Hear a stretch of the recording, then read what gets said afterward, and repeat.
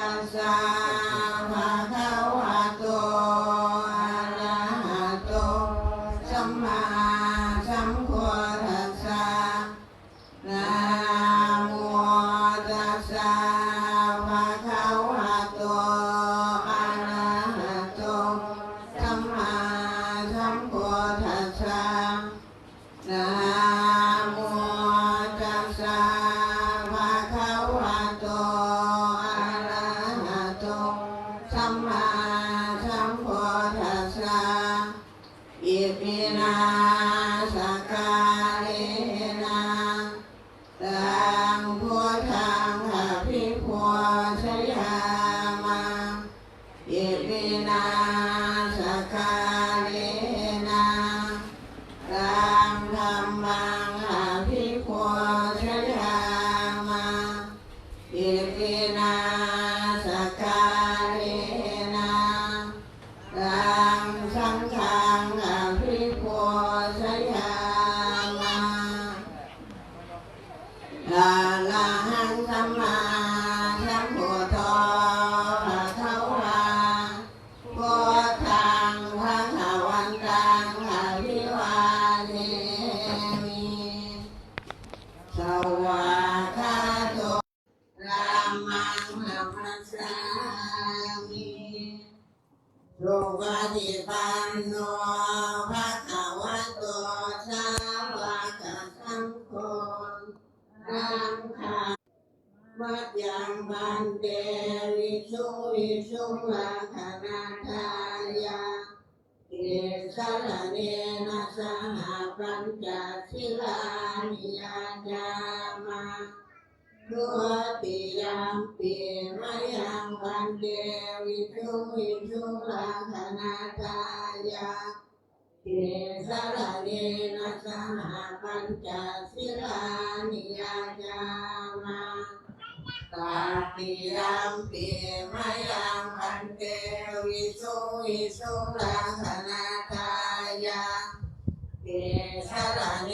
นะสหปัญจศีลานิยาจามานะโมตัสสะภะคะวะโตอะระหะโตสัมมาสัมพุทธัสสะนะโมตัสสะภะคะวะโตอะระหะโตสัมมาสัมพุทธัสสะนะโมตัสสะภะคะวะโตอะระหะโตสัมมาสัมพุทธัสสะนะโมตัสสะภะคะวะโตอะระหะโตสัมมาสัมพุทธัสสะนะโมตัสสะภะคะวะโตอะระหะโตสัมมาสัมพุทธัสสะพุทธังนะโมตัสสะภะคะวะโตอะระหะโตสัมมา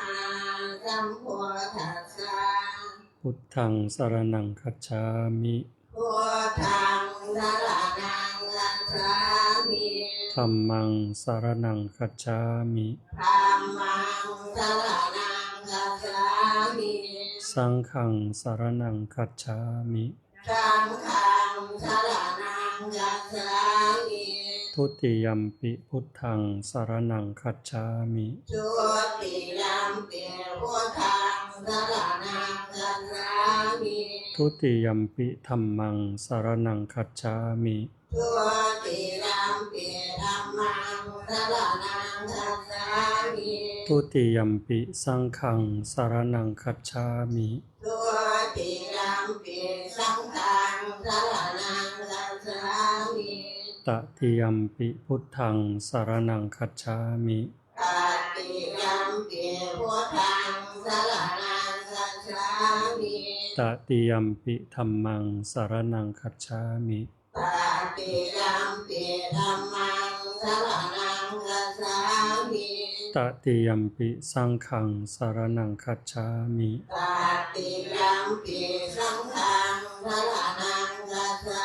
มิติสรณคัมนังนิธิตังทุกขะสะอมทันเตปานาติปาตา เวระมณีสิกขาปะทังสมาธิยามิ ปานาติปาตาเวรมณีสิกขา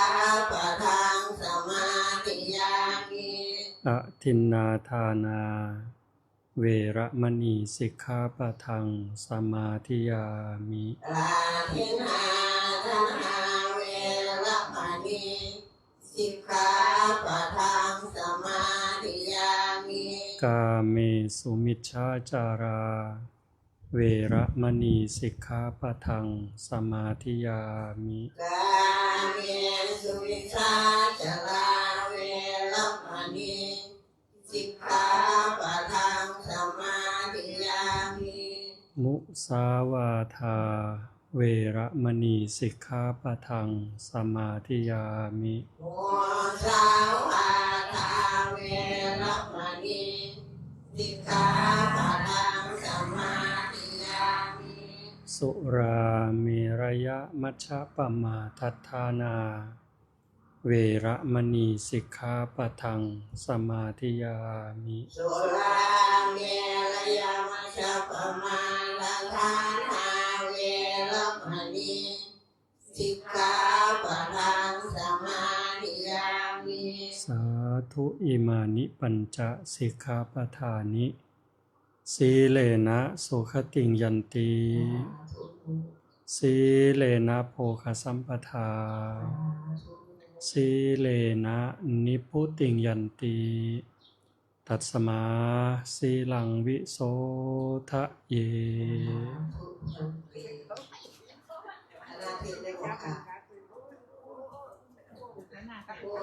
มาจะโลกาทิปฏิสัพพทิ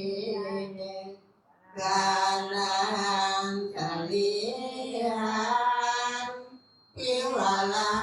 งนายะจะทาสันติสันตาปะระสังภะสะปิกาเทเท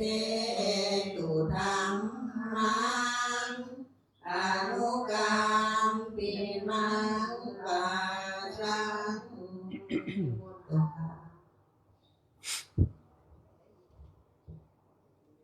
นะมัตโธ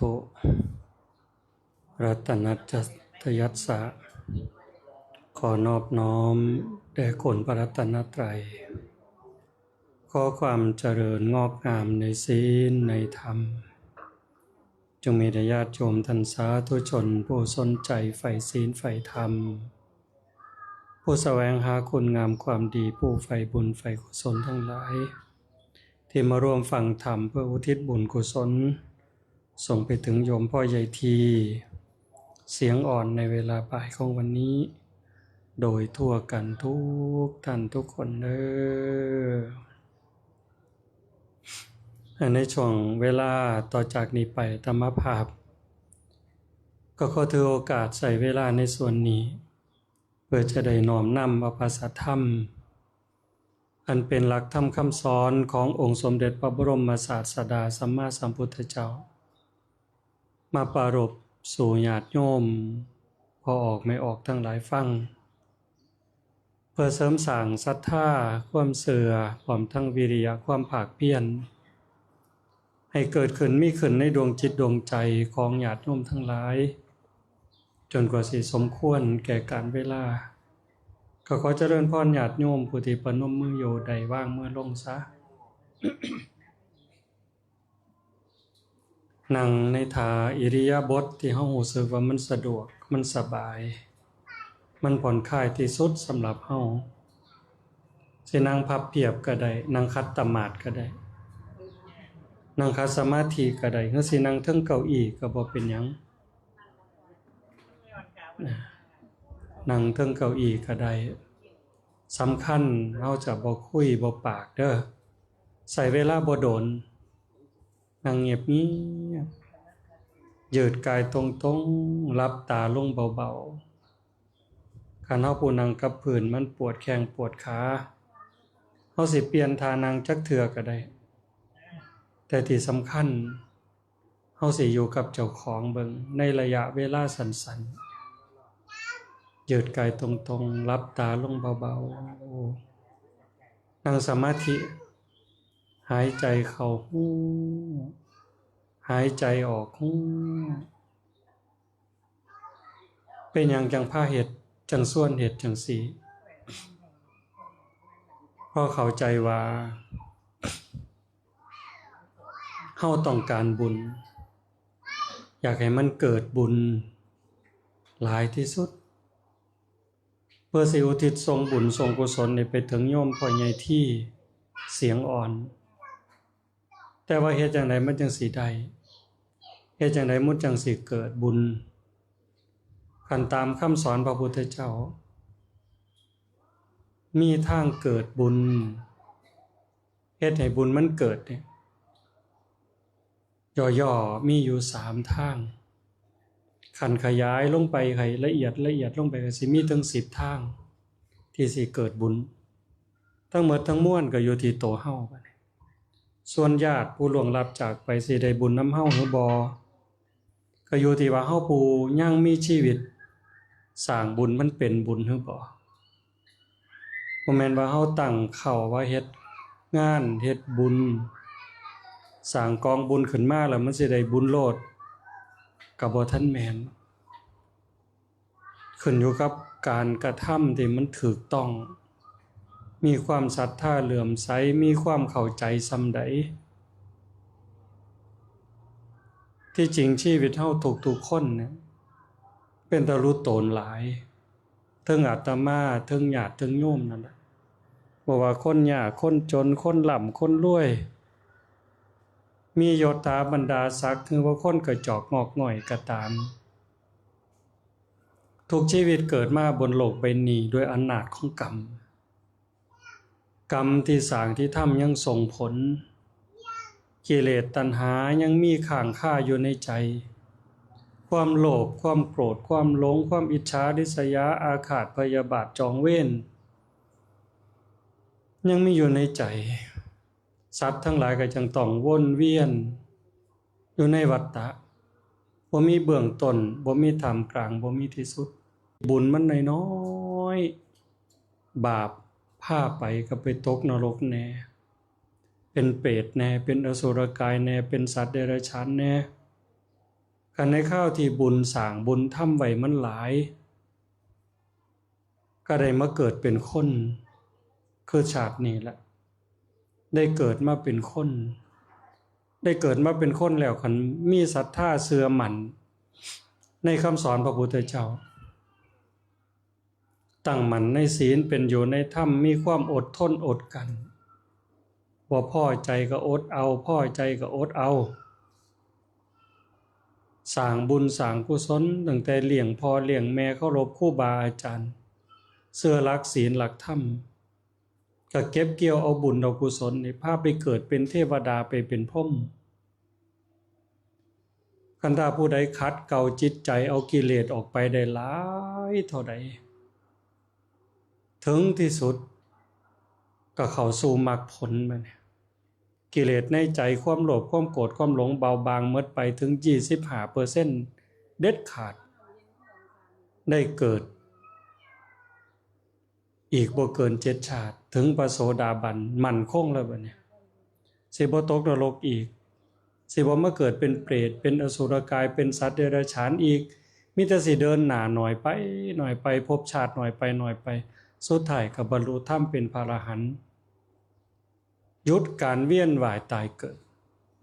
แต่ถ้าหากเกิดมาเป็นมนุษย์แล้วมาเป็นมนุษย์พ่อพระพุทธศาสนาแต่ว่าประมาทมีความประมาทบ่เชื่อในทำนองคล้องธรรมเห็นแก่ได้เห็นแก่กินเห็นแก่สนุกสนานตกอยู่ใต้อำนาจของความโลภความโกรธความหลงความอิจฉาริษยาอาฆาตพยาบาทจองเวรญาติโยมก็ลองคิดเบิ่งว่าคนโลภมันเป็นจังไดมันสิมีความสุขบ่โลภได้ของผู้อื่นตั้งแต่ของพี่ของน้องในครอบในครัวนี่แหละล่ามออกไปถึงส่วนรวมหัวไห้ปลายหน้าดอนปูตาผีประสา บุกเอาหมดเอาไปมากก็กินของหลวงเป็นน่ะจนฮอดโกงบ้านโกงเมืองคือเฮาหูข่าวกันอยู่นี่สิไปไสบัดนี้ซุ่มนี่ยิ่งใหญ่ก็จริงแต่ว่าบาปมันเกิดมันก็บ่ได้มีความสุขจริงสุดท้ายล้มหายตายจากโลกมนุษย์นี้แทนที่เป็นคนผู้หญิงผู้ใหญ่อยู่ดีมีสุขหมดสุอย่างแล้วแต่กลับจะต้องไปตกนรกไปเป็นเปรตอสุรกายขาดทุนบ่บัดนี้นั่นคืออำนาจของความโลภขันอำนาจของความโกรธบีบคั้นจิตใจพอด่าก็ด่าพอหายก็หายพอลงไม้ลงมือก็ฆ่าก็ตีเผาบ้านเผาเมืองก็ว่าไปย้อนความโกรธบ่ต้องเว้าถึงถูกถึงผิดเพียงแค่มันบ่ถูกใจมันก็โกรธแค้นขึ้นมาเฮ็ดจังซั่นปั๊บสิ่งที่ได้ก็คือบาปอีกบัดนี้สิ้นลมหายใจก็ไปตกนรกมกไหมเป็นเปรตอสุรกายสัตว์เดรัจฉานอีกความลุ่มหลงในสิ่งใดสิ่งมีสิ่งเป็นหลงว่าเจ้าของคักเจ้าของเก่งเจ้าของเด่นเจ้าของดังเจ้าของงามก็หลงไหลในลาภในยศในสรรเสริญที่คนทั้งหลายอยากได้แต่บ่ฮู้ตามความเป็นจริงสุดท้ายสิ้นลมหายใจก็ล่วงลงสู่นรกเปรตอสุรกายสัตว์เดรัจฉานอีกจังสั่นพอออกไม่ออกญาติโยมเฮาได้ชาติของความเป็นมนุษย์มาได้พ้อพระพุทธศาสนาเกิดในบ้านที่มีวัดมีว่าญาติโยมเองก็สนใจในหลักศีลหลักธรรมวันพระวันศีลลงวัดลงว่าจังหันจังเพลมีโอกาสมีเวลาก็ลงวัดฟังเทศน์ฟังธรรมรักษาศีล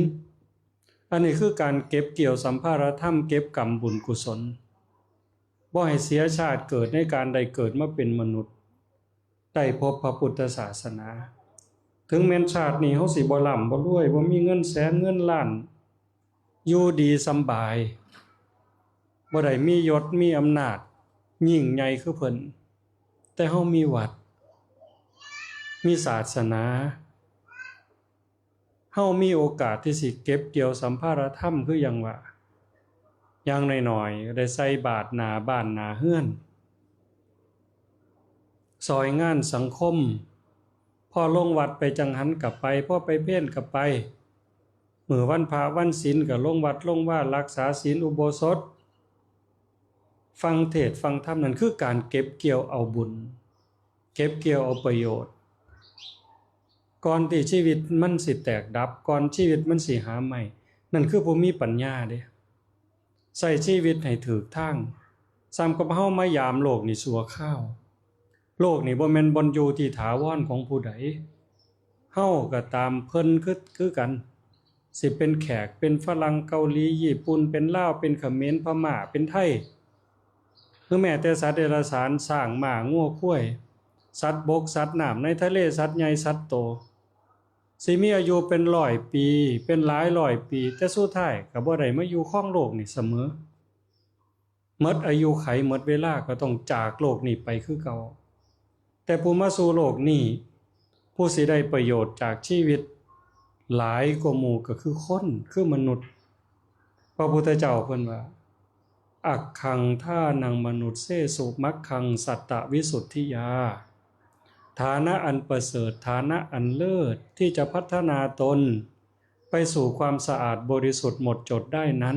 มีอยู่ในชาติของความเป็นมนุษย์มนุษย์ประเสริฐกว่าเทวดาประเสริฐกว่าพรหม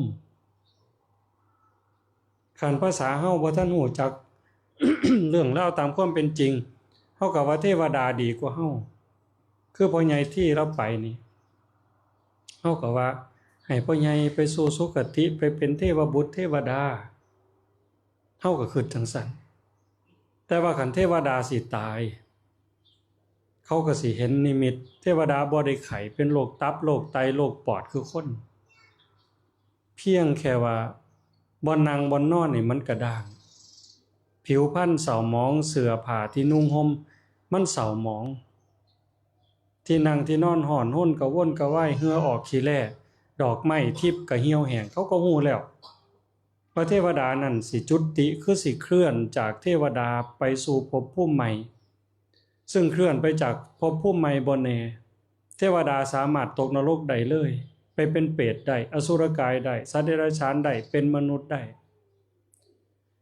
เมื่อเห็นนิมิตจังสันเทวดาในสวงสวรรค์กสิมาอวยพรกันขันเจ้าจุติเจ้าเคลื่อนจากความเป็นเทวดานี้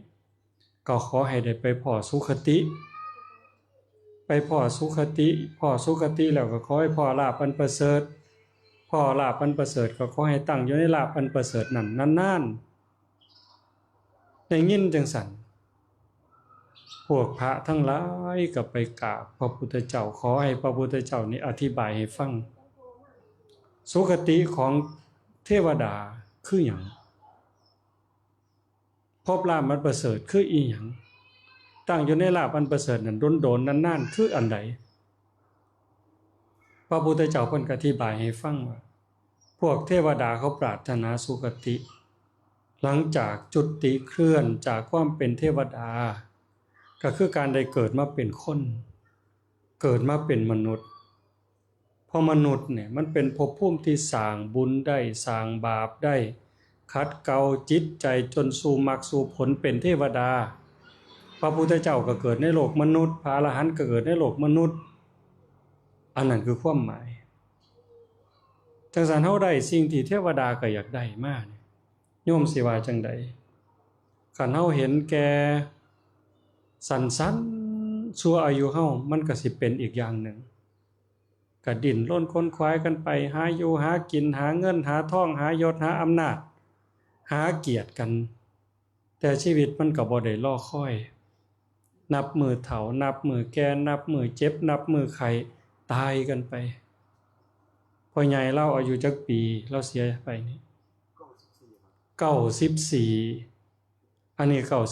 94เมื่อเช้าอาตมาได้ยินอยู่แถวบ้านก็น้องอาตมาอีกก็ไปวันเขาแล้วก็เป็นลมยามมื้อแลงนี่5 โมงแลงว่าซั่นบ่ไปวานเขาแล้วก็เป็นลมลงก็ไปเลยเห็นบ่ล่ะง่ายบ่นี่บ่ได้โซ่บ่ได้ไข้บ่ได้ป่วยบ่ได้สั่งผู้ใดจักเม็ดขี่รถไปนี่แหละก็ว่าไปวานเขาเป็นลมก็ล้มลงกับเสร็จเลยบ่ได้สั่งลูกสั่งเมียบ่ได้สั่งพี่สั่งน้องมันคือวันเวลาของชีวิตมันบ่แน่นอนความตายเป็นของบ่เที่ยงชีวิตเป็นของบ่เที่ยงความตายเป็นของเที่ยงชีวิตบ่ยั่งยืนความตายเป็นของยั่งยืนเกิดขึ้นกับสุคนแต่ว่าการได้เกิดมาเป็นมนุษย์ได้พ้อพระพุทธศาสนาได้ยินได้ฟังคำบอกคำสอนพระพุทธเจ้าซึ่งเป็นคำสอนที่เป็นไปเพื่อขัดเกลาเพื่อลดเพื่อละสละละว่างล้างกิเลสออกจากจิตจากใจเพื่อสิบ่กลับมาเกิดมาตายนี่เด้คำสอนของพระพุทธเจ้าสูงสุดบ่ได้สอนว่าให้เฮาสร้างบุญแล้วก็ไปเกิดเป็นเทวดาไปเกิดเป็นพรหมมวลงานอยู่ในสวรรค์บ่แม่นพอเทวดาก็มีมือหมดบุญอย่างว่านี่หมดบุญตายแล้วปั๊บตกนรกได้เป็นเปรตได้อสุรกายได้สัตว์เดรัจฉานได้เกิดมาเป็นมนุษย์ได้เกิดมาเป็นมนุษย์แบบใดล่ะเกิดมาเป็นคนเป็นแบบใดเฮานั่งอยู่นี่มาจากเทวดาก็มีมาจากพรหมก็มีมาจากนรกก็มีมาจากเปรตก็มีอสุรกายก็มีสัตว์เดรัจฉานก็มีจากมนุษย์สู่มนุษย์จากคนสู่คนนี่ก็มีอยู่แต่ว่าจังได๋ก็ตามการได้เกิดมาเป็นคนน่ะมันพ้อหลักธรรมคำสอนของพระพุทธเจ้าคันผู้มีปัญญาก็สิบ่ปล่อยวันเวลาของชีวิตให้มันหมดไปโดยเปล่าประโยชน์บ่แสวงหาแต่สมบัติภายนอกแต่สิแสวงหาทรัพย์ภายในหาอริยทรัพย์คือพอออกไม่ออกเฮาเฮ็ดนี่จังว่าเฮาเฮ็ดบุญหาโยมพ่อใหญ่ที่เสียงอ่อนยกพ่อใหญ่ที่เป็นหลักแต่ว่าเฮาเฮ็ดจังได๋บุญจังสิเกิดธรรมะจังส่วนพอออกไม่ออกทั้งหลายนี่ให้ได้เฮ็ดบุญกิริยาวัตถุ3ที่เกินมาแต่ตอนต้นว่าบุญทั้งเกิดบุญที่พระพุทธเจ้าเพิ่นสอนนี่อย่างหัวข้อใหญ่ๆมีอยู่3 1ท่าน2ศีล3ภาวนาท่านนี่เฮาได้แบ่งได้ปันได้ให้ข้าวให้ของตั้งแต่ให้สัตว์เดรัจฉานนั่นล่ะให้หมูหมากาไก่ มันได้อยู่ได้กินแม้แต่เศษอาหารกาว่าให้นกให้กามันได้กิน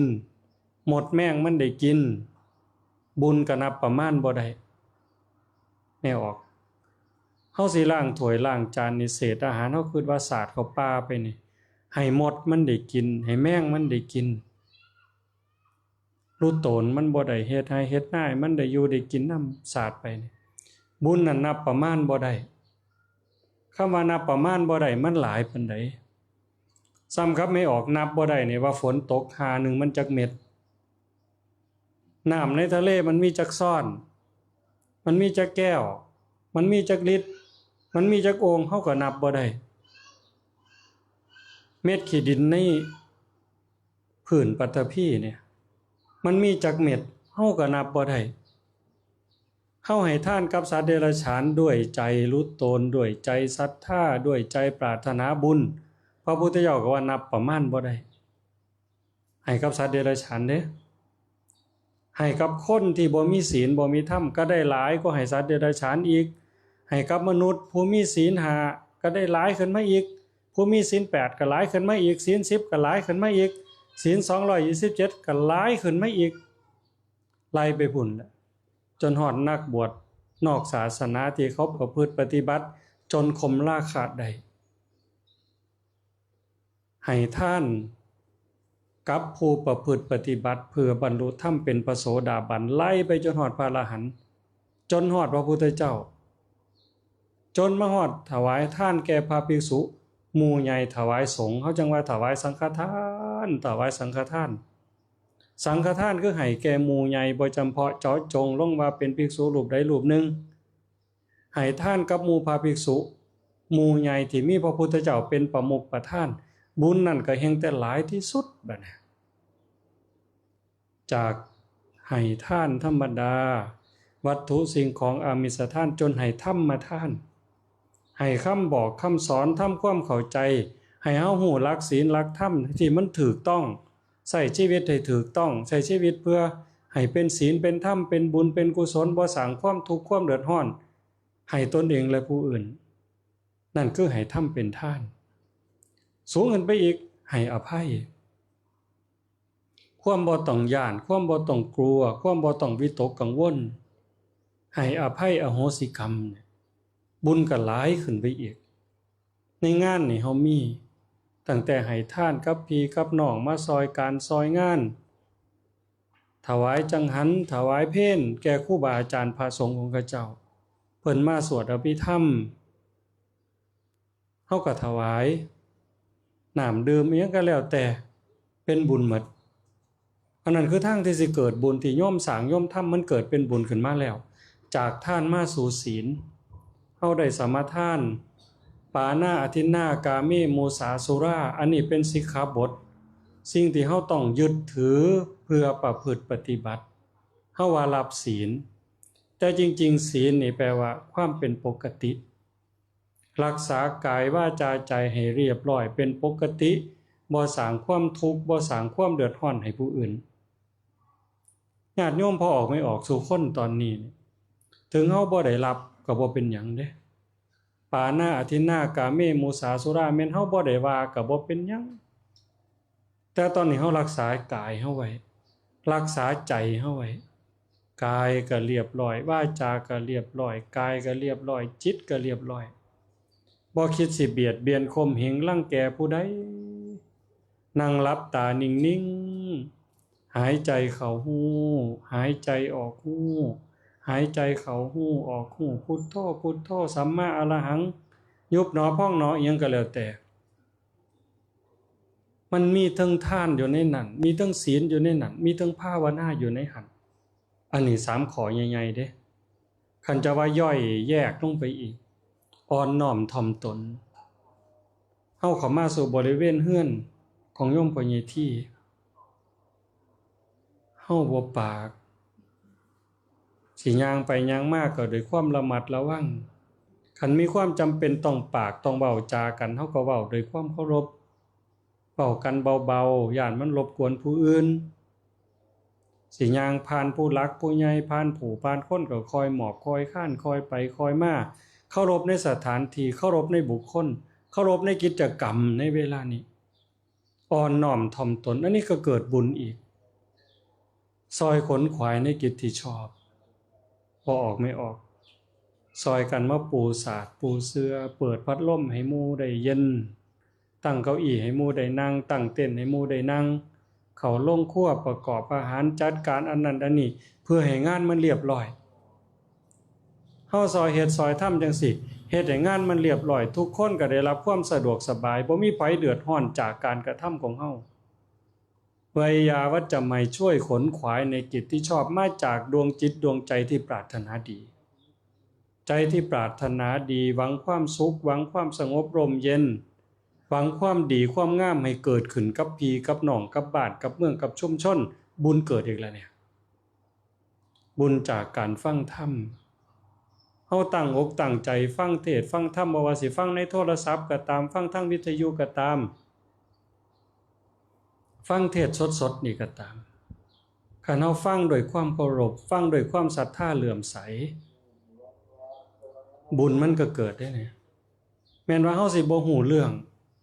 บ่เข้าใจหยังจักอย่างแต่เฮามีความพอใจมีความยินดีที่สิฟังอันนั้นคือบุญเกิดถ้าเฮาฟังหูความฟังเข้าใจนำไปใส่ในชีวิตประจำวันบรรเทาความทุกข์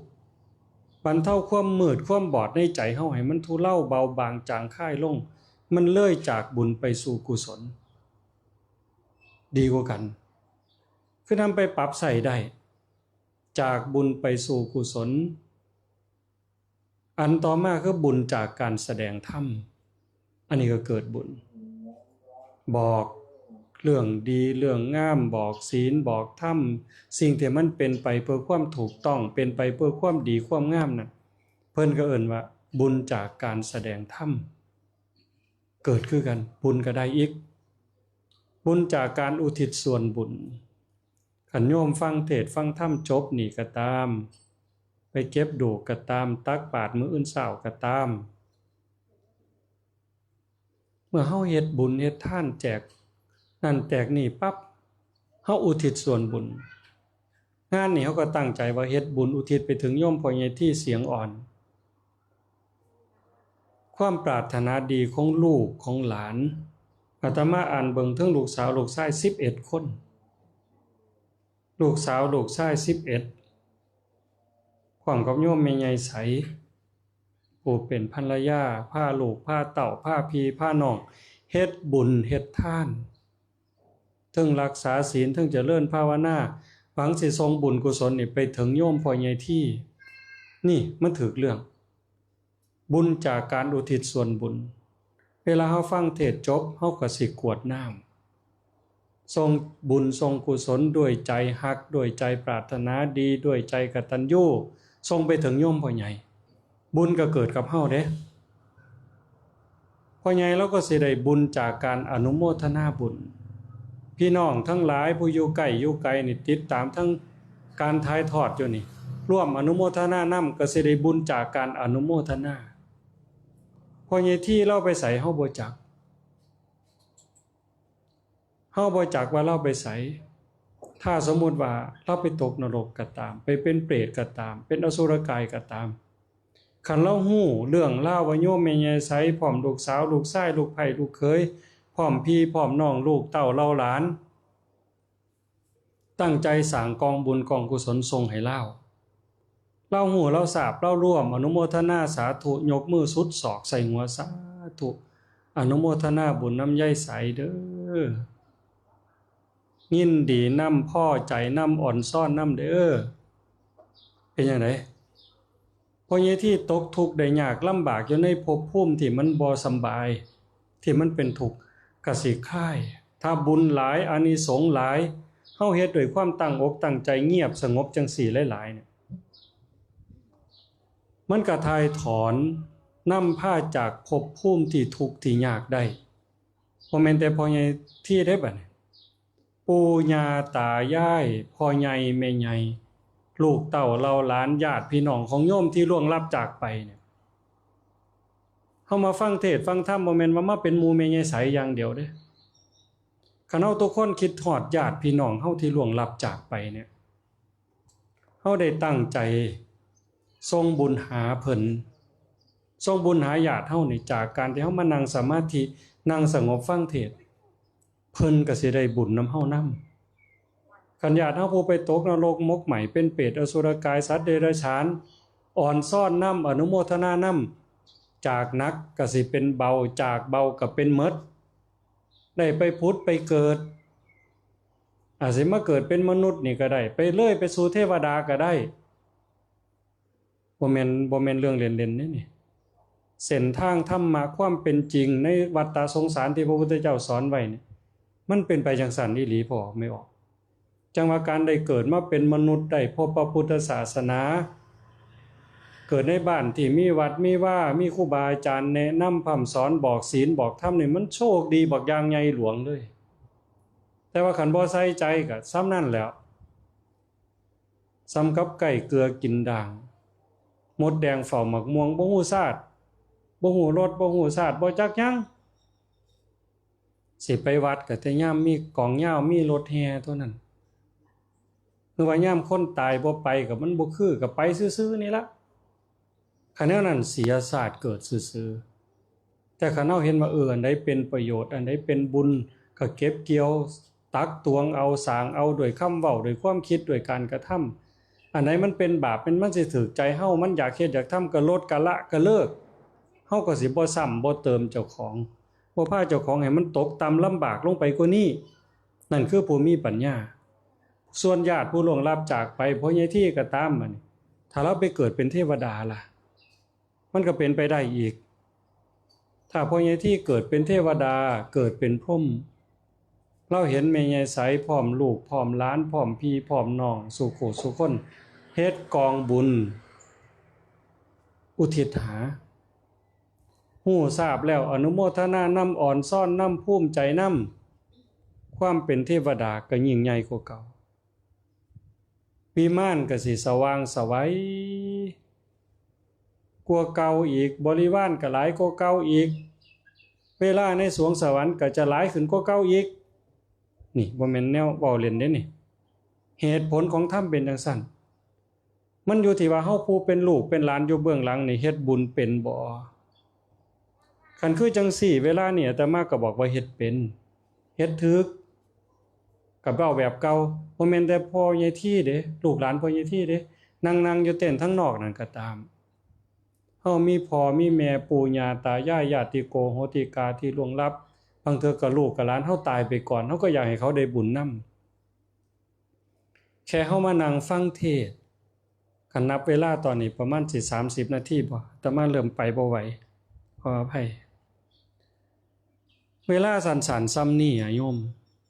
คันเฮาฟังด้วยความตั้งใจแล้วก็นั่งบ่ต้องเชื่อเด้ฟังไปนี่เฮาก็บ่ต้องเชื่อเฮาฟังหูไว้หู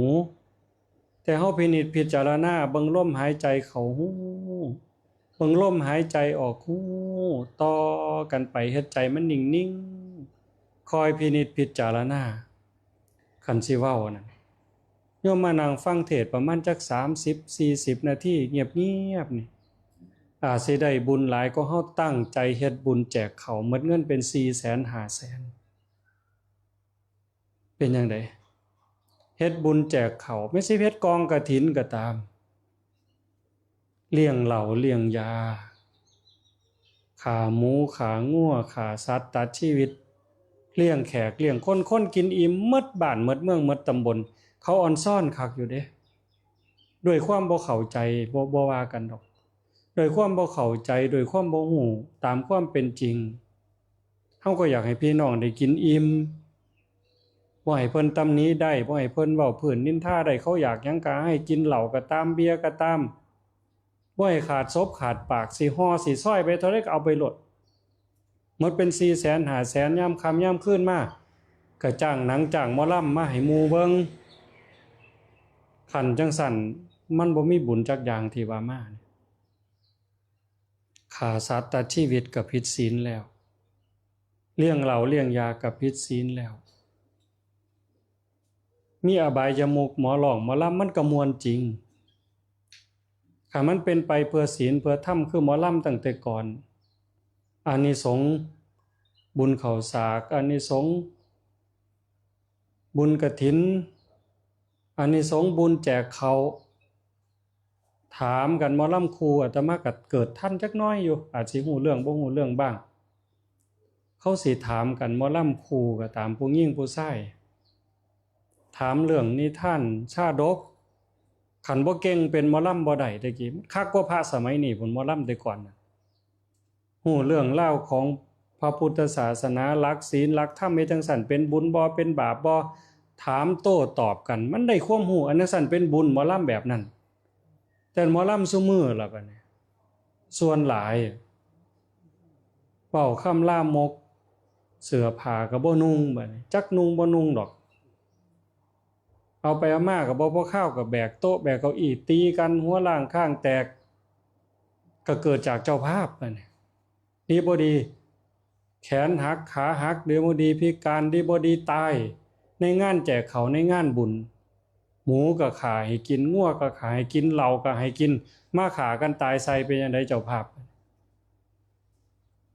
หมดเงิน 400,000 500,000 บางเทื่อหมดเป็นล้านแต่ว่าบุญบ่ได้แต่บาปความทุกข์อกทุกข์ใจต้องขึ้นลงขึ้นศาลเป็นพยานชี้แจงกับเจ้าหน้าที่ยโสนี่มีบ่เหตุการณ์จังซี่คันจังซั่นน่ะมันบ่เป็นบุญต่างกันกับเฮามานั่งฟังเทศน์เงียบๆตามที่พระพุทธเจ้าสอนบุญกิริยาวัตถุที่อาตมาไล่มานี่ทานมีศีลมีภาวนามีอ่อนน้อมถ่อมตนมีขนขวายในกิตติชอบมีฟังธรรมแสดงธรรมอุทิศส่วนบุญอนุโมทนาบุญมีทำความเห็นให้ถูกต้องถูกตรงที่อธิบายมาทั้งหมดเพื่อให้พี่น้องเข้าใจถูกเข้าใจตรงทิฏฐุชุกรรมมีความเห็นตรงคันมีความเห็นถูกเห็นตรงตามคำสอนพระพุทธเจ้าญาติโยมก็สิใช้ชีวิตถูกทางถูกตรงคือกับเฮาเห็นหยังแม่นๆเห็นถูกแล้วเฮาย่างตามนั้นมันก็ไปในทางที่ถูกเข้าใจถูกเป้าก็ถูกตามเฮ็ดก็ถูกตามแต่ถ้ามันเข้าใจผิดล่ะมีความเห็นผิดคิดก็ผิดแล้วเป้าออกมาก็ผิดไปอีกการกระทำก็ผิดไปอีกจังสั่นความเห็นชอบสัมมาทิฏฐิหรือทิฏฐุชุกรรมเนี่ยเป็นมรรคข้อที่หนึ่งที่สิเข้าไปสู่ความหลุดพ้นไปสู่ความสะอาดบริสุทธิ์แห่งจิตวิญญาณในงานนี่เฮามีกันครบหมดจังว่าพอออกไม่ออกให้เข้าใจในชีวิตเฮาเกิดมาในโลกนี่ชั่วคราวบ่ได้มาเป็นเจ้าของโลกบ่ได้มาอยู่โดยถาวรอีกจักหน่อยก็สิทยอยกันไปจักไผสิไปก่อนไผลูกหลานเหลนไปก่อนพ่อปู่แม่ย่าก็มีลังเทื่อบ่ได้ไข่ลังเทื่อบ่ได้โซ่หยังว่าบ่ได้สั่งบ่ได้ลากันก็เป็นไปลังเทื่อจริงๆแล้วพิจารณาโดยละเอียดเป็นตะรู้ตนคักเด้ชีวิตแต่ละชีวิตนี่พระพุทธเจ้าเพิ่นว่าเกิดทุกทีเป็นทุกทีทุกขาชาติปุนับปุนังเกิดย่ำใดเป็นทุกย่ำนั้นที่เฮามวนเฮาหาวเฮาหันเฮาห้องเฮาโห่กันอยู่นี่ย้อนบ่ได้พิจารณาตามความเป็นจริงมันเป็นความเพลินบ่แม่นความสุขที่ได้ฟ้อนรถแห่เต้น3ศอกออก3ว่ากินห้องโห่โพสังกากันมันเป็นความเพลินแต่บ่ได้แม่นความสุขที่แท้จริงความสุขในความหมายของพระพุทธเจ้าคือความสงบนัตติสันติปรังสุขขังความสุขอื่นยิ่งกว่าความสงบไม่มีเฮาฟังเทศน์ฟังธรรมด้วยความสงบสบายใจลูกหลานในเฮือนในซ่านนี่ลูกเป็น10นี่หลานเป็นเศร้าๆนี่อยู่กันด้วยความสงบเว้าเข้าใจกันอ้อมๆแอมๆเพิงผ้าอาศัยเอื้อยเอ่ยอ้ายเอ่ยน้องเอ่ยบักหลาอีนางบักหำนักซอยกันหาบหยาบซอยกันดึงว่าพิษของต้องเถียงมีหยังก็แบ่งกันกินตามมีตามเกิดเป็นจังได๋มีความสุขบ่ครอบครัวนั้นแม่นบ่มีเงินจักบาทแต่มันเข้าใจกันเว้ากันฮู้เรื่องมันมีความสุขเพราะมันสงบแต่คันมีเงินเป็นแสนเป็นล้าน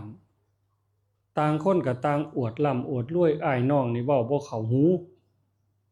กูรวยก็มึงตัวเนี่ยเป็นจังได๋บัดนี้ มีแต่ผู้ออกคำสั่งผู้ใดก็คักผิดของต้องเถียงกันบัดนี้ลังเถื่อบ่ออกมาทั้งปากเพียงแค่ผิดกันในใจบ่ลงกันในใจเนี่ยโยมว่ามันมีความสุขบ่แค่ผัวกับเมียบ่เข้าใจกันนี่แค่นั้นนั่งเลี้ยวเบิ่งหน้ากันเนี่ยมันก็ฮ้อนห้นก็วนก็วายมันบ่สงบภายในนี่บ่ต้องกล่าวไปถึงว่าลูกไปติดหวานติดยาติดคุกติดตารางติดหนี้ติดสินจักเห็นแต่หน้าเจ้าหนี้มันสิเป็นแนวใดบัดนี้มันวุ่นวายภายในนั่นจังซั่นอำนาจของศีลของธรรมเนี่ยมันจำเป็นโยมพอออกไม่ออกมันสำคัญอีหลีการได้เกิดมาเป็นมนุษย์พอพระพุทธศาสนาแทนที่ว่าคนสิมีความสุขใส่เวลาให้มันหมดไปกับการสร้างบุญสร้างกุศลสร้างคุณงามความดีเลี้ยงพ่อเลี้ยงแม่เคารพพระสงฆ์องค์เจ้าสร้างกองบุญกองกุศลเจ้าของไปบ่ไปเฮ็ดอีกอย่างนึง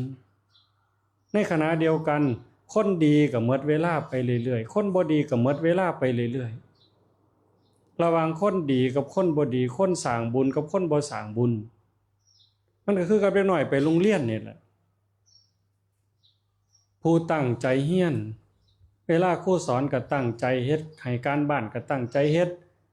บ่เข้าใจก็ถามครูสอนครูอธิบายมาแล้วก็ย่านจำบ่ได้ก็บันทึกไว้เขียนไว้ก็มาท่องมาจำให้มันขึ้นอกขึ้นใจนี่ม.1 บ่สนใจแล้วครูสอนก็เล่นครูถามก็บ่ฮู้ใส่ให้การบ้านก็บ่เฮ็ดจบคือกันป.6 ก็จบม.3 ก็จบม.6 ก็จบนำกันเพราะเขาบ่ให้ตกซ้ำชั้นเป็นจังได๋บัดนี้พอแต่ย่างออกจากหัวโรงเรียนมื้อจบเรียนแล้วผู้ใดมีความรู้สิไปทำมาหากินติดต่อนั่นติดต่อนี่มันก็ต้องผู้ตั้งใจเรียนผู้เก็บเกี่ยวเอาความรู้จากครูบาอาจารย์กับผู้บ่เอาเลยมันสิไปไสเป็นบัดนี้คือกันนี่เด้มาสู่โลกใบนี้คันผู้เชื่อในคำสอนพระพุทธเจ้ามีศรัทธามันสร้างน้ำทำบุญเทิงให้ทานรักษาศีลภาวนาอ่อนน้อมถ่อมตนค้นคว้าในกิจที่ชอบฟังธรรมแสดงธรรมเฮ็ดโตเป็นตัวอย่างที่ดีกับลูกกับหลานกับพี่กับน้องนี่ก็คือแสดงธรรมบ่ต้องเว้าเฮ็ดครอบครัวให้มันสงบบ่มั่วสุมอบายมุขบ่ขี้ข้านบ่คบคนพาลบ่เสพเครื่องดองของเมาบ่เที่ยวดูการละเล่นบ่มั่วสิ่งเสพติดนั่นชีวิตก็มีแต่ความสงบร่มเย็นไปเรื่อยนอกจากนั้นก็สร้างน้ำสร้างศีลสร้างทานงานบ้านงานวัดงานสังคมงานโรงเรียนงานโรงพยาบาลโรงพักตำรวจพ่อซอยก็ซอยผู้ใหญ่บ้านส่วนพัฒนาตอกนั่นซอยนี่คู่ข้องก็ซอยเฮ็ดนำกันด้วยความสมัครสมานสามัคคีเมื่อสิ้นลมหายใจตายจากโลกนี้ผู้บ่ขนขวายผู้บ่สร้างน้ำทำบุญวัดบ่เข้าพระเจ้าบ่นบบ่สนใจบ่เสือตกจมลงไปแล้วบัดนี้บ่มีบ่อนเพิงแต่ผู้ที่มีความเชื่อบ่แม่นคนหัวอ่อนบ่แม่นคนโง่แต่นั่นคือคนมีปัญญาได้เก็บเกี่ยวเอาบุญเทื่อละเล็กเทื่อละน้อยเทื่อละเล็กเทื่อละน้อยฟังเทศน์ฟังธรรมเข้าอกเข้าใจไปเรื่อยใช้ชีวิตถูกศีลถูกธรรมไปเรื่อยก้าวเข้ามาสู่การรักษาศีลก้าวเข้าไปสู่การเจริญภาวนาก้าวเข้าไปสู่การฝึกละฝึกปั้งให้อภัยถูกด่าก็เพราะปันเก่าถูกย่องก็เพราะปันเก่าใจเป็นปกติบ่ขึ้นบ่ลงบ่ดีใจกับคำย่องบ่เสียใจกับคำด่ารักษาใจเป็นปกติเอาไว้นั่นคือการขัดเกลาแล้วบัดนี้จิตสิเลื่อยสวรรค์ขึ้นไปสู่พรหมเลื่อยขึ้นไปสู่มรรคสู่ผลนั่นคือประโยชน์จากการได้เกิดมาเป็นมนุษย์พอออกไม่ออกความโชคดีที่เฮามีเด้คันคือในมื้อนี้เฮาผู้เป็นลูกเป็นหลานตั้งใจเฮ็ดบุญให้โยมพ่อใหญ่บุญต้องเกิดกับโยมก่อนในเมื่อบุญเกิดกับเฮาแล้วเฮาก็จังสิสามารถอุทิศส่วนบุญส่งบุญนี่ไปให้กับโยมพ่อใหญ่ได้เปรียบคำกำทางด้านวัตถุเฮาต้องมีเงินในมือเป็นสมบัติของเฮาเป็นสิทธิ์ของเฮาจังสิเอาเงินนั่นให้พี่ให้น้องให้ลูกให้หลานให้พ่อให้แม่ให้ไผก็ได้เพราะมันเป็นกรรมสิทธิ์ของเฮาขนมข้าวต้มเสื้อผ้าหนาแพร่ หมากไม้หมากไหลที่มันเป็นของเฮาเป็นกรรมสิทธิ์ของเฮาเฮาสิยกให้ไผก็ได้เพราะว่ามันเป็นกรรมสิทธิ์บุญคือกันคันเฮาตั้งชื่อว่าเฮ็ดกองบุญขึ้นมาแต่ว่าการกระทำเนื้อหาสาระมันบ่เป็นบุญมันก็ได้แต่ชื่อบ่มีบุญในหันอย่างยกตัวอย่างมาเลี้ยงเหล้าเลี้ยงยาฆ่าสัตว์ตัดชีวิตมีมหรสพเสพงั้นตีกันฆ่ากันใส่เมิดเงินไป500,000 600,000ว่าเฮ็ดบุญบักคักแต่เนื้อหามันบ่มีบุญจักเม็ดในหันตรงกันข้ามกับแบบนี้เงียบสงบมีความเหลื่อมใสมีความอ่อนน้อมถ่อมตนมีสัมมาคารวะยึดมั่นในคุณพระพุทธพระธรรมพระสงฆ์ยึดมั่นในบุญในกุศลลงทุนหน่อยๆแม้นบ่มีเงินจักบาทเอาแต่กายกับใจมาบุญกับมหาศาลล่ะบัดนี้ต่างกันกับ500,000 600,000ต่างกันกับเป็นล้านบ่ลงทุนเพราะสลึงแต่ว่าบุญหลายกว่าเพราะอาศัยกายอาศัยใจนี่เฮ็ดลูกเต้าเราหลานในเมื่อเขาเป็นคนดีมีความกตัญญูต่อพ่อต่อแม่พระพุทธเจ้ารับรองว่าเป็นคนดีเด้นิมิตตังสาธุรูปานังกตัญญูกตเวทิตาผู้มีความกตัญญูกตเวทีต่อพ่อแม่ปู่ย่าตายายบรรพบุรุษถิ่นฐานบ้านเกิดประเทศชาติศาสนาพระมหากษัตริย์นั่นคือเครื่องหมายของคนดีกตัญญูคือหูบุญคุณเพิ่นหูพ่อแม่มีบุญคุณครูบาอาจารย์มีบุญคุณปู่ย่าตายายมีบุญคุณบ้านเกิดเมืองนอนมีบุญคุณประเทศที่เฮาอยู่เฮาอาศัยมีบุญคุณพระศาสนามีบุญคุณให้เฮาได้ศึกษาธรรมะได้สร้างกองบุญกองกุศลพระมหากษัตริย์มีบุญมีคุณตั้งแต่สมัยเริ่มต้นยังบ่ทันเป็นประเทศสยามบุตรคันบ่มีพระเจ้าแผ่นดินเฮาก็บ่มีแผ่นดินไทยย้อนมีพระเจ้าแผ่นดินมีพระมหากษัตริย์เฮาก็จังมีแผ่นดินได้เพิงพาอาศัยมีภาษาเป็นของเจ้าของกอไก่ขอไข่คอควายนี่กับพระเจ้าแผ่นดินเป็นคนประดิษฐ์ขึ้นมาพ่อขุนรามคำแหงหลายๆอย่างเนี่ยเฮาก็เบิ่งเอาด้วยความเป็นจริงเฮาได้อยู่เย็นเป็นสุขต่างจากพี่น้องรอบๆเฮาพี่น้องประเทศพม่าเป็นจังไดประเทศลาวเป็นจังไดประเทศเขมรเป็นจังไดเคยมีพระเจ้าแผ่นดินคือเฮานี่อยู่เย็นเป็นสุขเคียงบาเคียงไหลเป็นพี่เป็นน้องไปมาหาสู่พ่อเหมือนพระเจ้าเป็นดินฆ่ากันบัดเนี่ยฆ่าล้างเผ่าพันธุ์กันเองเห็นบ่ก็คือบ้านเฮานี่ 2-3 ปีกันเฮาบ่เอาหูไปหน้าเอาตาไปไล่บ่ตาบอดใจบอดเฮาก็จะเห็นน้ำท่วมก็ตามท่วมภาคใต้ภาคเหนือภาคอีสาน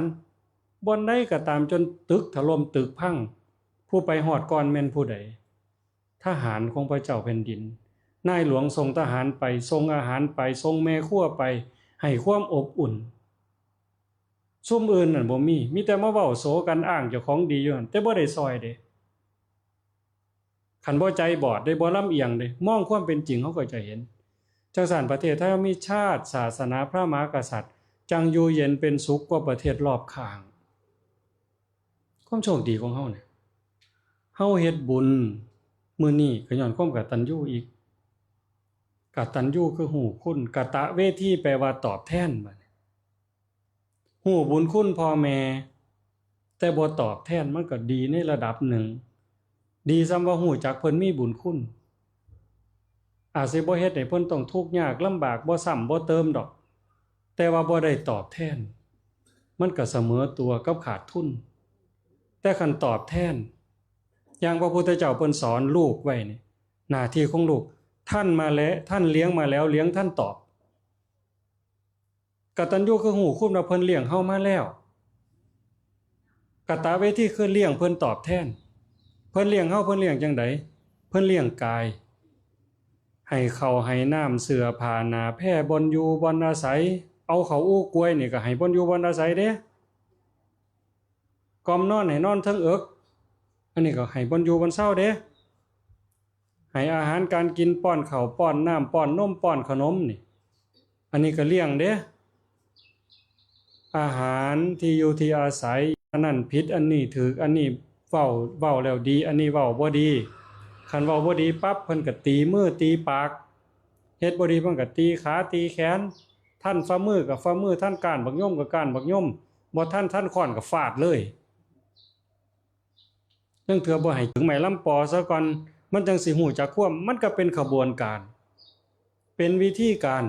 นั่นคือการเลี้ยงจิตวิญญาณในฮู้จักผิดจักถูกจักดีจักชั่วจักบาปจักบุญพ่อแม่ผู้บางคนเว้าดีม่วนแต่ผู้บางคนนี่ด่าเป็นหยังลูกมันมึนนี่แล้วเว้าดีมันบ่จักต้องเว้าแห้งๆต้องถูกแสต้องถูกโดนฟื้นมันจังจื้อจังจะคว่ำนั่นเพิ่นเลี้ยงกายเลี้ยงใจบัดนี้เฮาบ่เป็นลูกล่ะท่านเลี้ยงมาแล้วเลี้ยงท่านตอบก็เลี้ยงเพิ่นแนวใดก็เลี้ยงอาหารการกินเสื้อผ้าหน้าแพร่บนอยู่บนอาศัยยารักษาโรคคือเพิ่นเลี้ยงเฮานั่นแหล้วให้ข้าวให้น้ำหาปูหาปลาได้แนวอยู่แนวกินเฮาออกเฮือนออกซ่านไปแล้วหาได้อยู่ได้กินพ่อเฮ็ดปวกนี่ยามนี้เอาลองเบิ่งเนาะยายเนาะคันลองไปพ่อเฮ็ดปวกเบิ่งแกงเฮ็ดปวกมาสู่กินจังสิบ่ฮักบ่โทบ่นี่สิแบ่งหน้าอีกรอบนึงพุ่นนี่เนาะ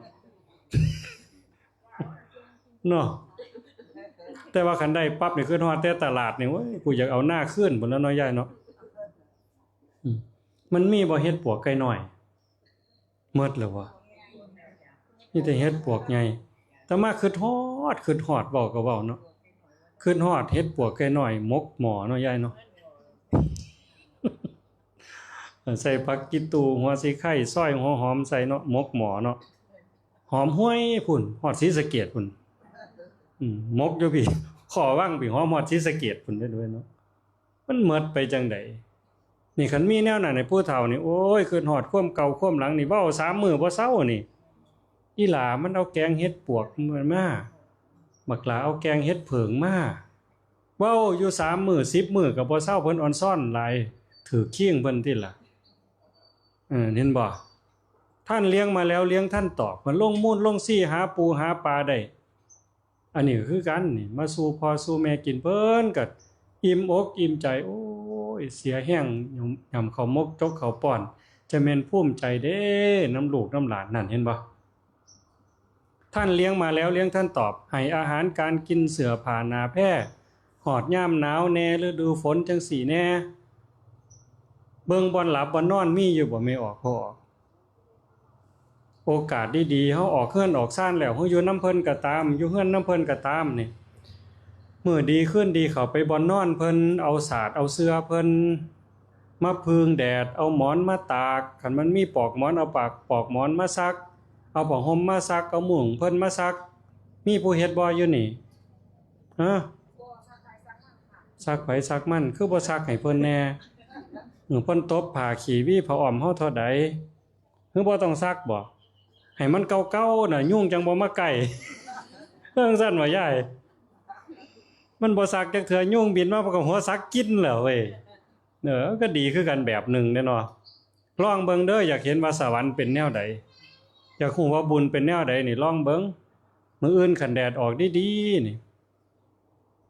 ตื่นสามาเบิ่งฟ้ามันดีๆบ่เป็นตามีฝนเว้ยเอาไปเอาเสื้ออีแม่เสื้ออีพ่อสาดเพิ่นบ่นอนเพิ่น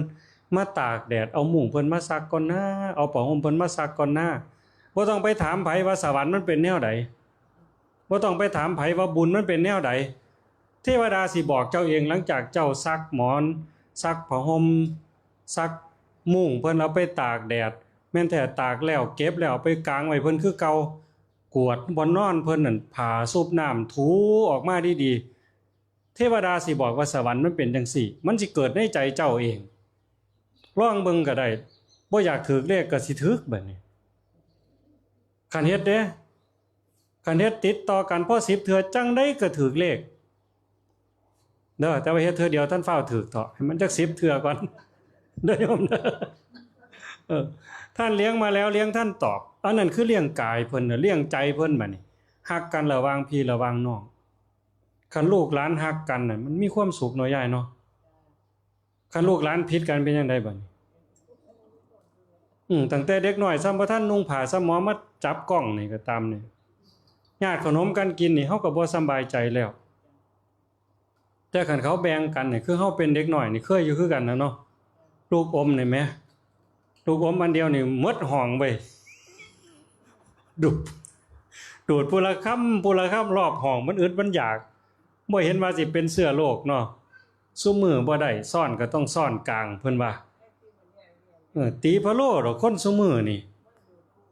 สิใส่ซ่อนน้ำกันก็บ่ได้กินข้าวเพิ่นต้องกินร้อนช้อนกลางเพิ่นว่ามันสิเชื้อแบคทีเรียหาเว้าตั้งแต่ก่อนเฮาดูดอมเยี่ยมเนี่ยมันหมดห้องน่ะ30กว่าคนบ่เห็นผู้ใดเป็นโรคน่ะซุมื้อนี่กินข้าวผัวเมียยังไม่ซ่อนกลางอยู่โอ้ยจะแม่นสู้ดัดจริตเด้อเว้ยว่าเนาะยายเนาะ คิดเบิ่งแล้วมันเฮามันม่วนได้แต่กี้บ่ได้ระแวงอีหยังจังซั่นน่ะท่านเลี้ยงมาแล้วเลี้ยงท่านตอบฮักกันระหว่างพี่ระหว่างน้องเว้าจากันดีๆพ่อแม่มีความสุขมันมีความสุขอีหลีถ้าลูกเต้าสามัคคีลูกหลานสามัคคีเป็นกลุ่มเป็นก้อนในบ้านในเมืองคือกันในบ้านเฮานี่ถ้าลูกบ้านหลานเมืองสมัครสมานสามัคคีผู้ใหญ่บ้านก็สบายใจหลวงพ่อเจ้าอาวาสก็สบายใจนำขันญาติโยมผิดกันมันหยับคันหัวเพิ่นว่าเนาะคันหัวเนี่ยมันก็พะโล่เด้ฟังนี่บ่ไปพอ 2-3 เดือนหยังมันระยับเข้ามาเว้ยศรีสะเกษก็เป็นของเล่นคือกันเด้ซุมื้อนี้สิไปแบกก้อนดินอยู่เมืองนรกพุ่นอย่าไปหาเฮ็ดเด้อยายเด้อคันผู้ใดเฮ็ดไปหยับขึ้นเด้อย่ำค่ำๆขึ้นนี่ไปหยับขึ้นขยับของเขาคืบนึงถอยมาศอกนึงเลยบัดนี้ขอโทษเด้อว่าเฮาหยับเขาไปแค่คืบเดียวเฮาต้องไปหยับขึ้นให้เขาศอกนึงให้กินเขาเจ้าของมาอีกคืบนึงสดใสคันว่าซั่นล่ะบ่แม่นแนวเด้อไปยืนแบกขี้ดินจงๆอยู่พูนนรกกับเวจีพุ่นไฟก็ไหม้แบกก้อนดินพร้อมบัดนี้มันบ่ได้พอปานใดดอกว่าอย่างหลายก็ได้แค่ปลูกดำหน้าคือว่าวานเขาก็ได้แค่กอเดียวก็บ่พอล่ำพอรวยดอก10 ปีก็ขายบ่ได้พอพัน โอ้ยก็จักสิเอาไปหยังดอกเว้ยพะโล้เฮ็ดให้เจ้าของบาปซื่อๆเฮาบ่เฮ็ดพี่น้องต้องฮักกันแพ่งกันเข้าอกเข้าใจกันคันบ้านเมืองสมัครสมานสามัคคีผู้ใหญ่บ้านสบายใจหลวงพ่อเจ้าอาวาสก็สบายใจญาติโยมฮักกันแพ่งกันคันบ่จังซั่นนี่ผู้ใหญ่บ้านเว้าควมบ่แล้วเด้แม่แต่ไปวัดบุญเข้าสากก็นั่งคนละแก่หลวงพ่อก็สบายใจอีกจักสิเว้าเทศไปจังได๋บัดเว้าสู่ฟังก็คือจังไปว่าให้เขาจักหน่อยก็เว้าย่องผู้นั้นเพิ่นว่าหลวงพ่อเข้าข้างผู้นั้นอีกหลวงพ่อก็สิบิณฑบาตบ่หมานอีกได้บัดนี้จากโยมผิดกันมันบ่แม่นแนวดีจักเม็ดเลยเด้เด้อท่านเลี้ยงมาแล้วเลี้ยงท่านตอบทำกิจทำการงานของท่านเวียกพ่อเวียกแม่ตั้งแต่ฝึกเด็กแต่น้อยให้มันขุ่นมันเคยส่วนตีนส่วนมือให้เพิ่นสบายอกสบายใจคันลูกเต้าหูจักทำมาหากินหูจักเฮ็ดการเฮ็ดงานพ่อแม่สวงตายก็ตายตารับลูกบ่เป็นภาระข้อที่3รักษาชื่อเสียงของวงตระกูลมิให้ตกต่ำรักษาวงตระกูลไว้อย่าให้เขาดูถูกดูแค้นโอ้ยซุ่มนั่นซุ่มขี้เหล้าเพิ่นว่าคือบ่บัดนี้ซุ่มขี่เหล่าซุ่มขี่ยาซุ่มขี่ลักซุ่มขี่ข้านซุ่มขี่โกงเฮ้ยยายมักบ่แนวนี้ว่าเป็นน้ำซุ่มมันว่านั่นคือบ่รักษาชื่อเสียงของวงตระกูลแต่ขันหูจักขยันมันเพียรซื่อสัตย์สุจริตทำมาหากินด้วยความดีความงามมีความเสียสละมีศีลมีธรรมเป็นจังไดโอ้ยซุ่มนั่นจะเป็นเขาดีตระกูลนั่นเขาดีคันลูกคันหลานไปมักกันแพ่งกันก็สิขอสิสู้ขอสิแต่งการแต่งงานซุ่มได้ล่ะเป็นจังไดบัดนี้คันซุ่มขี่โบกซุ่มขี่ไผ่ซุ่มขี่ข้านซุ่มขี่ลักซุ่มขี่โกงโอ้ยอันซุ่มนั่นบ่เพิ่นว่าแน่เศร้าเพิ่นคันว่าซุ่มขยันมันเพียรมันทำมาหากินเป็นคนดีเขาวัดเขาว่าซอยบ้านซอยเมืองมีศีลมีธรรมแม่นบ่ล่ำบ่รวยโอ้ยขันซุ่มนั่นเอาโลดพอท่านขอก็สิให้เพิ่นว่าบ่มีเงินค่าดอกมาเอานำแม่เฒ่าพี่เพิ่นว่าเพิ่นได้เนาะยายเนาะมักเขาเด้เขาดีเด้ซุ่มเขาดีเด้รักษาชื่อเสียงของวงตระกูลไม่ให้ตกต่ำข้อที่4ทำตนให้สมควรแก่การรับทรัพย์มรดก ผู้เป็นลูกเป็นหลานขันขยันมันเพียรทำมาหากินนักเอาเบาสู่หาเงินหาค่ำอยากร่ำอยากรวยอยากมีพ่อแม่เป็นอย่างไรมีให้ก็อยากแบ่งมีหน้าก็อยากโอน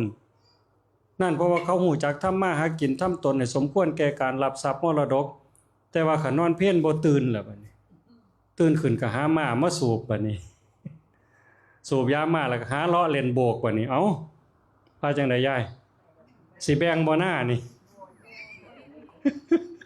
มันสิได้บ่3มื้อบ่เนาะยายเนาะหมดซะเนาะหน้ากูแม่นบ่เอาไว้ให้ลูกมันยันลูกมันบ่มีอยู่บ่มีกินยันมันเล่นหมดใช้หมดจังซั่นลูกเต้าหลานจะต้องทำตนให้สมควรแก่การรับทรัพย์มรดกข้อที่5เมื่อท่านล่วงลับไปแล้วทำบุญอุทิศให้ก็คือมื้อนี้พ่อใหญ่ที่เลี้ยงลูกมาตั้ง11คนลูกสาวลูกชายเบิ่งนับเบิ่งก่อนนี่ลูกสาว1 2 3 4 5 6 7ลูกสาว7ลูกชาย1 2 3 4ลูกชาย4ลูกสาว7คือว่ามันสิง่ายปานใดปลาลูกคอกหมดจักหมู่ต่อหมดจักหั่งโอ้ยเข้าหมดจักเหล้าเนาะยายเนาะแปลกอยู่เด้พ่อแม่เลี้ยงลูกเป็นโหลนี่เลี้ยงได้เข้าหาปลาขอตั้งแต่ก่อนรุ่นยายนี่ก็สิได้เห็นอยู่เนาะยายเนาะหาบักม่วงหาบักแตงไปแลกข้าวมาสู่ลูกสู่หลานกินอันบัดลูกเป็น10นี่ลางเทื่อพ่อแม่เฒ่ามาบ่เลี้ยงก็มีได้ยินวาง 2-3 มื้อแต่มาไปกรุงเทพมันได้ยินข่าวลูก3คนโอ้ยหลายโพดผู้เป็นพ่อนี่อยู่บ้านสิแม่นเฮ็ดหมาเพิ่นตายลูกไปทำงานน่ะเฮ็ดลูกหมาตายจักเขาบ่ได้ตั้งใจเฮ็ดดอกอันเพิ่นฮักหมากว่าพ่อกว่าแม่อันซุ่มหันแม่แถวบ้านเฮานี่มีบ่อุ้มแล่นอยู่พวกปานนั้นตัดผมให้มันว่าสันเทื่อละพันอาบน้ำให้หมาพุ่นได้เพิ่นอาบน้ำให้พ่อให้แม่นี่บ่เคยถามอยู่ถามกินก็บ่มีแต่ว่าหมาเนี่ยทำท่าเป็นโอ้ยจะเป็นบ่เว้าหรอกสั่งมันเนาะสั่งเว้ยฮักหมาก็พ่อก็แม่ปานว่ามันมาเลี้ยงเพิ่นเนาะเดี๋ยวนี้ไปจังได๋บัดนี้หมาตายไล่พ่อออกจากบ้านบัดอยู่สมุทรปราการมื้อนั้นอาตมาไปเจ้าสมุทรปราการพอดีพ่อใหญ่แล้วก็ออกจากบ้านลูกบ่ให้อยู่เนาะก็ได้แต่กระเป๋าเสื้อผ้ามานอนอยู่ศาลาริมทางนั่น7มื้อเขาสังเกตเห็นคนผ่านไปผ่านมาก็เลยไปสอบก็ได้ความว่าเล่าอยู่บ้านแล้วหมาลูกตายลูกก็ว่าเล่าเฮ็ดหมาตายก็เลยไล่แล้วออกจากบ้านเฮือนนั่นก็เฮือนพ่อบัดนี้พอสร้างมาเฮ็ดมาลูกมันใหญ่มาในหันมันว่ามันเป็นคนสมัยใหม่มันฮักหมาบัดหมามันตายหาว่าพ่อนี่ละคุณ เลี้ยงบ่คุณเฮ็ดให้หมาตายไปรถบักเฒ่าสิว่าติเนาะเป็นแนวใดโยมบัดนี้มันบ่บาปให้มันลองเบิ่งเหมือนจังซั่นเฮาอย่าไปหาเฮ็ดอยู่แบบเฮานี่ละเดี๋ยวก็เจอเนาะยายเนาะ เดี๋ยวมึงเจอ นั่นแหละกงกรรมกงเกวียนนี่เฮาเฮ็ดจังซี่ถูกต้องเด้อญาติโยมเด้อตามคำสอนพระพุทธเจ้าเฮาเฮ็ดถูกเฮ็ดแม่นก่อนมื้อนั้นมันสิมาถึงมื้อเฮาเจ็บเฮาป่วยล้มหมอนนอนเสื่อซอยเจ้าของบ่ได้เฮ็ดหยังบ่ได้คือว่าก่อนฮอดมื้อเฮาสิตายนี่ให้สร้างกองบุญกองกุศลให้ทานรักษาศีลเจริญภาวนาเฮ็ดไปตามเหตุตามโอกาสตามจังหวะและเวลาผู้ใดอยากได้บุญหลายๆผู้พ่อยังมีชีวิตอยู่แม่ยังมีชีวิตอยู่เลี้ยงเพิ่นตามที่เฮาสิเฮ็ดได้นั่นล่ะอย่างน้อยๆก็ไปถามข่าวถามข้าวหาน้ำหาทาสู่เพิ่นกินแหน่หาปูหาปลาได้ก็มากินข้าวแลงนำเพิ่นลองเบิ่งก็ได้คันอยู่ในบ้านเฮานี่เฮาไปอยู่คุมใต้พ่อแม่อยู่คุมเหนือน้องอ้ายไปอยู่บ้านอื่นนัดกันเบิ่งจักสัปดาห์ละเทื่อถึงว่าพ่อแม่เพิ่นสิมีน้องมีเอื้อยอยู่นำอยู่ก็แล้วกันก็ตามเถาะเฮาลองส่วนกันเบิ่งหาอยู่หากินเด้อมื้อนั้นเฮาไปนอนเฮือนพ่อเฮือนแม่หาของไปเฮ็ดกินแลงนำเพิ่นผู้นี้อาจสิได้เฮ็ดปวกเฮ็ดละโงกผู้นี้อาจสิได้ปลาเอามาแกงปลาแกงเฮ็ดแกงหน่อไม้ มากินแรงกับพ่อกับแม่กินแรงแล้วก็นอนนำเพิ่นจักมื้อเดือนละเทื่อ2 เดือนเทื่อก็ลองเบิ่งว่ามันสิเป็นแนวใดคันเฮาเฮ็ดได้จังซี่อาตมาเชื่อว่าสังคมไทยเฮาสังคมชาวพุทธเฮานี่สิมีความสงบร่มเย็นอยู่เย็นเป็นสุขเบิกบานแจ่มใสลูกเต้าเราหลานที่ใหญ่มาที่หลังเขาก็สิเป็นคนดีเฮาก็สิตายตาหลับอยู่ในโลกนี้ยังมีความสุขจากโลกนี้ไปอย่างใดกำไรมื้อนี้ก็คือสิสมควรแก่เวลาอนุโมทนาสาธุกับโยมแม่ใหญ่ใสเสียงอ่อนพร้อมลูกเต้าเราหลานลูกสาวลูกชายลูกไผ่ลูกเขยแม่ป้าพ่อลุงน้าบ่าวน้าสาวในหมู่บ้านเฮานี่สุขคนเนาะบ้านไก่เฮือนเคียงบ้านเลาน้อยตำบลขอวังอำเภอขอวังจังหวัดยโสธรได้มาร่วมฟังเทศน์ฟังธรรมในบ่ายมื้อนี้ก็ขออนุโมทนาสาธุท้ายที่สุดก็ขออาราธนาอ้างอิงคุณพระพุทธพระธรรมพระสงฆ์อำนาจแห่งบุญกุศลคุณงามความดีทั้งหลายทั้งปวงที่โยมแม่ใหญ่ไสพร้อมลูกสาวลูกชายลูกไผ่ลูกเขยพร้อมพี่พร้อมน้องได้สร้างได้ทำในคราวครั้งนี้ขอบุญกุศลเหล่านั้นจงล้อมร่วมเป็นตบะเป็นเดชะเป็นพลวปัจจัยส่งไปถึงโยมพ่อใหญ่ที่เสียงอ่อนถ้าหากว่าสามารถรับหูรับทราบได้ก็จงอนุโมทนาสาธุรับเอาหากว่ามีทุกข์ก็ขอบุญกุศลนี้ทายถอนให้ได้พ้นไปจากทุกข์หากว่ามีความถ้ามีความสุขอยู่แล้วก็ขอให้มีความสุขยิ่งขึ้นไปสุดท้ายก็ขอบุญกุศลเหล่านั้นจงสะท้อนย้อนกลับมาปกปักรักษาคุ้มครองญาติโยมสุขสุขคนให้ได้มีสุขภาพกายที่สมบูรณ์แข็งแรงสุขภาพจิตที่สงบร่มเย็นอายุหมั่นคนยืนเจริญงอกงามในศีลในธรรมจนสามารถนำพาตนให้พ้นทุกข์โดยทั่วกันสุขคนเด้อ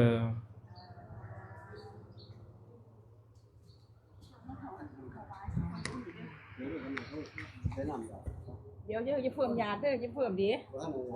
บ่